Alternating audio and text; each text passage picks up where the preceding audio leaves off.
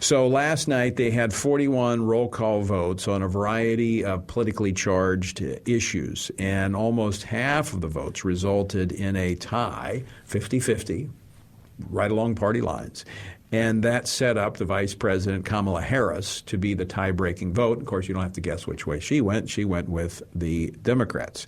So we're going to talk about some of those. Joining me now in studio to discuss some of the things that happened last night, as well as to take a look at some of the executive orders, over 24 executive orders, almost 40-some executive actions taken by Joe Biden in the first 2 weeks alone. Now, by comparison, after the first week of Donald Trump's administration, he had issued 4 executive orders. At the end of 100 days, he had issued 36. And the media was all over him, being a tyrant, authoritarian, not working with his own party. It was in control. But somewhere I must be missing those headlines this time because I haven't been able to find them. Travis Weber, welcome back to the program. Thank you, Tony. All right, let's talk about some of the key votes last night. Let's start with the ones that we scored. We actually scored some in our as we do our vote scorecard for people to know where their members of Congress, their senators land. Yeah, so Tony, a lot of votes last night, and about 900 amendments filed. We had we knew that there could be a number of votes coming up on around 20 or so amendments that we were interested in on life, family, religious freedom, even some on international religious freedom. As it turns out, only a handful of those actually came up for votes. So we got members, senators on the record on a few of these on life and religious liberty, but unfortunately did not get the chance to get a lot of others to come to the floor before the process closed out. But still got some scorecard additions here where we know where senators stand now on these issues, these key issues going into the next elections that they're going to face. One of the issues, as you mentioned, religious liberty, was up last night. Several we had Senator Lee and Senator Langford both had amendments related to religious freedom. And I'll have to say, pretty disappointed in the Democratic majority, with the exception of, I know that Senator Manchin, I think, crossed over and voted both on a life issue and on a religious liberty issue. I got a clip here of Senator Lee, who had a measure. I want to play that clip and get you to weigh in on that. Members of our communities, citizens of our country, were able to live out their lives with religious freedom prior to the pandemic. With the pandemic and the corresponding growth of government, we've seen some of those rights threatened and infringed. I introduced this amendment for the simple purpose of making sure that we as a Senate have the ability to protect the religious freedom of all Americans, even when, especially when, government is growing as a result of a crisis. That failed. 50-50 failed. Tony, the fact that this failed shows really where the Democrat Party is on religious freedom, because the amendment itself was not – I don't see what's objectionable to it. It basically is setting forth a policy of upholding the free exercise of religion in different sectors of society. The text of that amendment just basically lays that out, and it's a pretty minimal, neutral statement of support for the free exercise clause of the First Amendment. So, yeah, it failed, and that's telling of where the Democrats in the Senate are.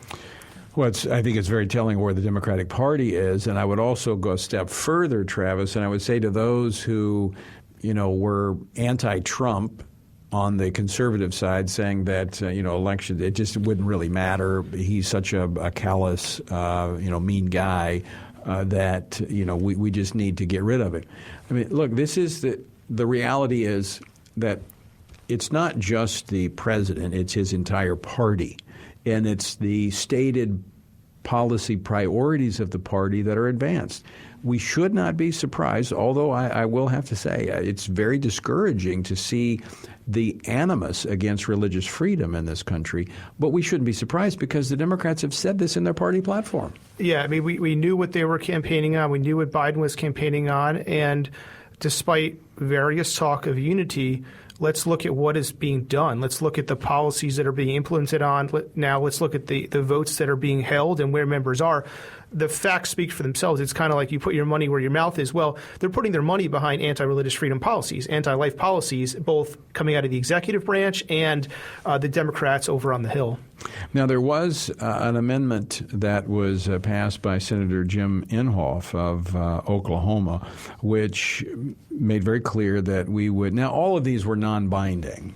So they're non-binding. It's not like these become statutory. But they do – they kind of lock people in. They're policy statements. Yeah, they're policy statements. But Senator Inhofe successfully, I think it was 99 to 1 or 98 to 2, something like that, passed an amendment that we would maintain the U.S. Embassy in Jerusalem, recognizing that that was the capital of Israel. Yeah, Tony, I think of the various noteworthy amendments here, this one passed by the biggest margin, 97 to 3, with the statement of policy supporting the embassy staying in Jerusalem, which is interesting to see.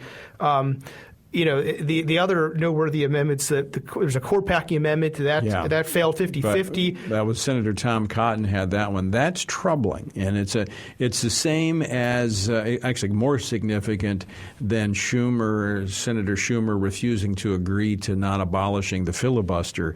Last night, the Democratic senators went on record saying they're not willing to agree to not pack the court. Yeah, I mean, it tells you where we're at, what they think of the court, and what they think of trying to capitalize on seizing power or grabbing more power now that they think they can do so.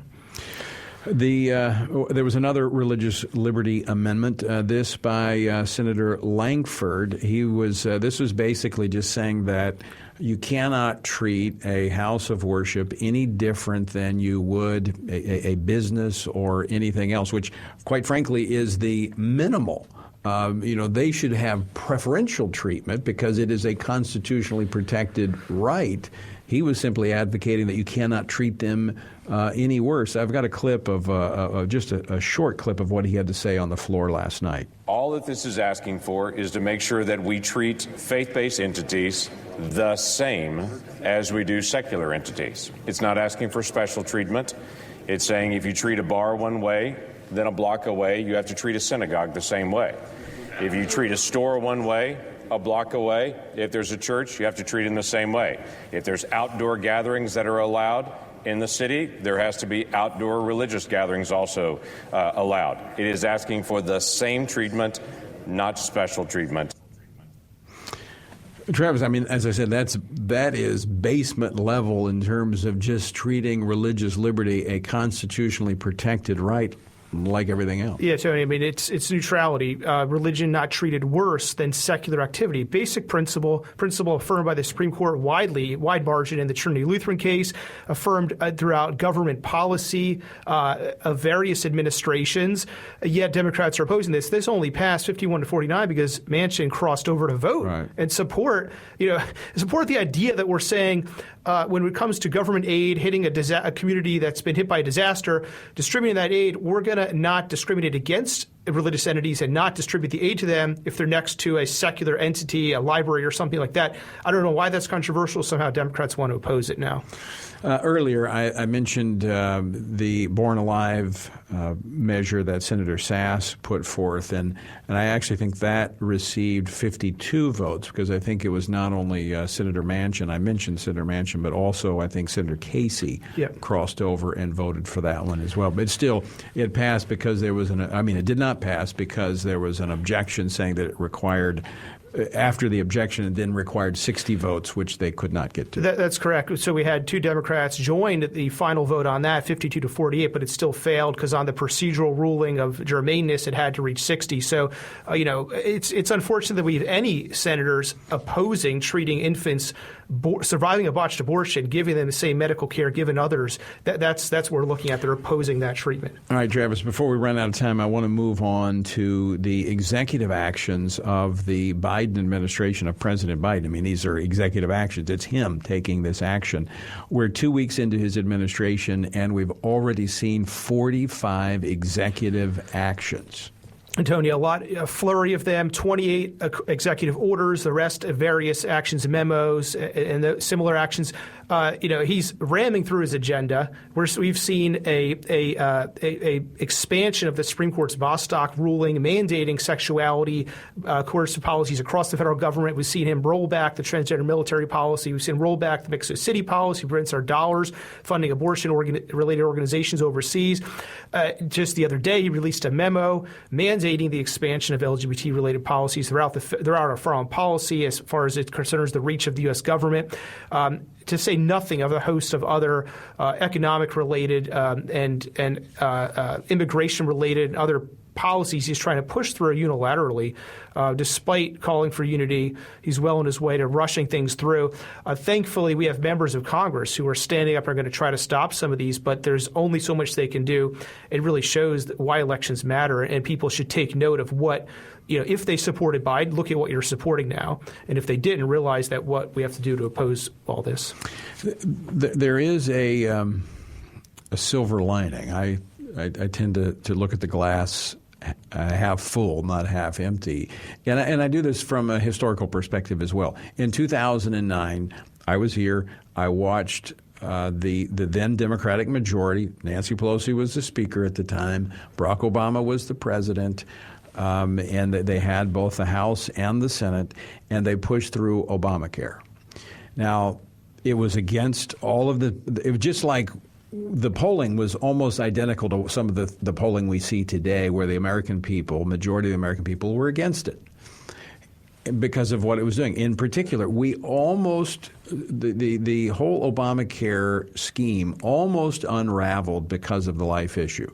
I remember working, we were working up until the 11th hour on that, and had Barack Obama, former President Barack Obama, not issued that fig leaf of protection, that fraudulent memorandum on life saying that, we won't put any money into abortion, which that this proved not to be true. That pulled over what at the time were a number of blue dog Democrats that were pro-life. Well, 2010, the states pushed back. The Republican wave came into Congress. They took over state legislatures. And in this last decade, we've seen more pro-life legislation, probably a third of all pro-life legislation that has been passed since Roe v. Wade in 1973 happened in the last 10 years because Americans were pushing back. We're already seeing that, Travis, on this radical transgender agenda.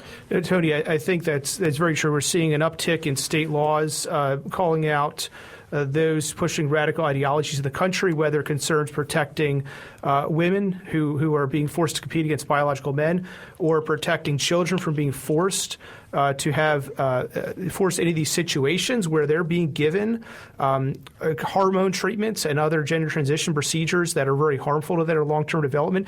Tony, to your point about development, and when we look at the trend, I'm actually looking at a stat now. More pro-life laws have been enacted in the last 11 years than the previous 37 years since Roe. And that we have numbers now that the 2010 a marker that you were talking about.